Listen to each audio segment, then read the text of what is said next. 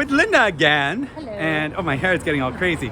And we're on our way to see Sense and Sensibility at the Arts Club. Now, I believe they've done this show before. This is a Jane Austen novel. It's about two sisters. I guess one is sensible, or one is uses only their senses. They're a ferret or something.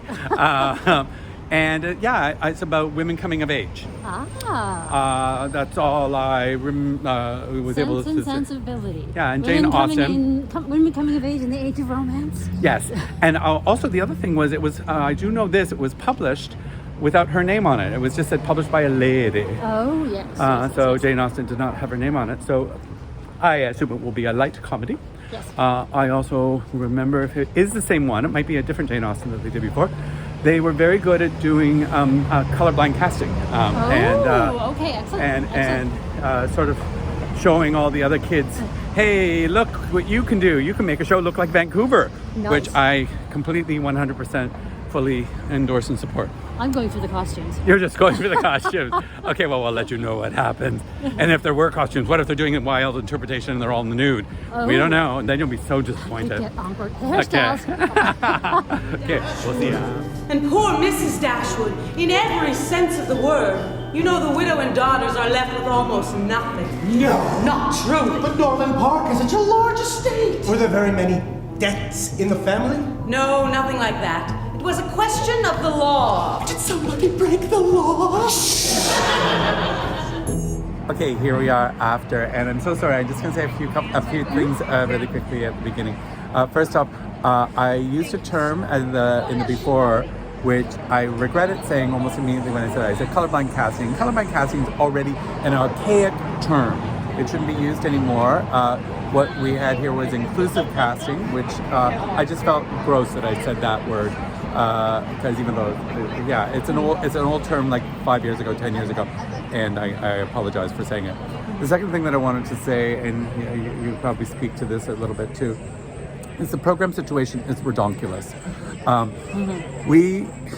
So step one, and it makes me so angry, is we couldn't get on the Wi-Fi, and I deleted it from my phone. I put it back on and put it on, and when we went to the usher and said we can't get on the Wi-Fi, she said, "Oh, it's probably because there's too many people using it right now." Oh, you mean trying to read the program? Yeah, I tried on my phone as well. My phone couldn't connect to the Wi-Fi. Yeah, and then my friend Linda said, because she got to her seat earlier, she said the people next to us scanned the QR code and it led them to the program for Teenage Dick. Not the program. I don't know.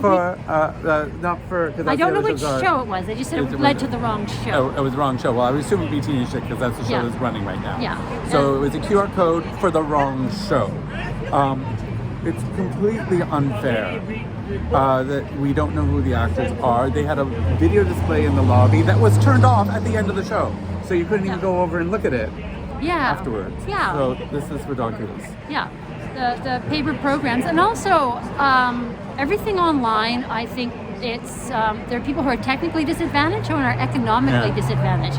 I have friends who still have cell phones, and yes, they will go to a play, but on not a cell phone, a flip phone. Yes, people still have flip phones, and also people who don't have a smartphone that's the right kind of smartphone. Yeah, they're economically, digitally disadvantaged because everything's online. Everything's online. Yeah. And and not all the companies are doing that. Some people are going back to programs, and it just sucks. But let's talk about the play now. Yes.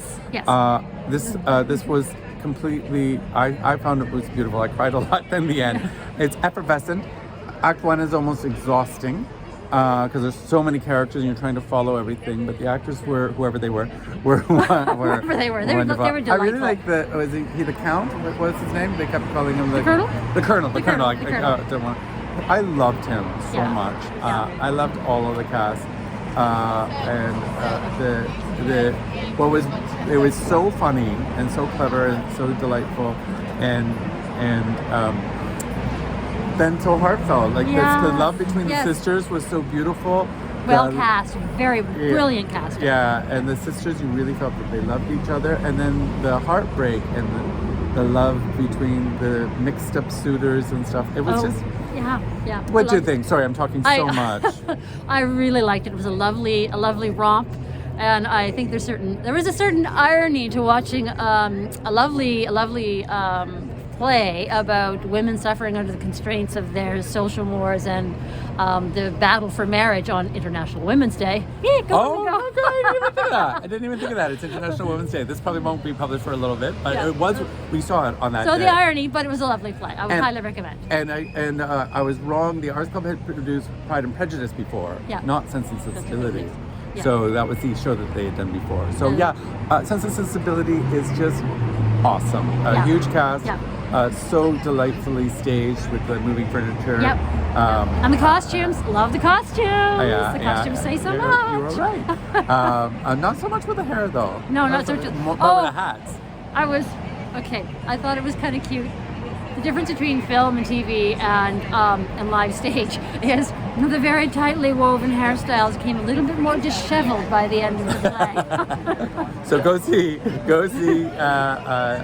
Sense and Sensibility is at the Arts Club Stanley Theatre, and it is a grand grand romp. Yes, it's so much fun, and it'll break your heart and make you happy.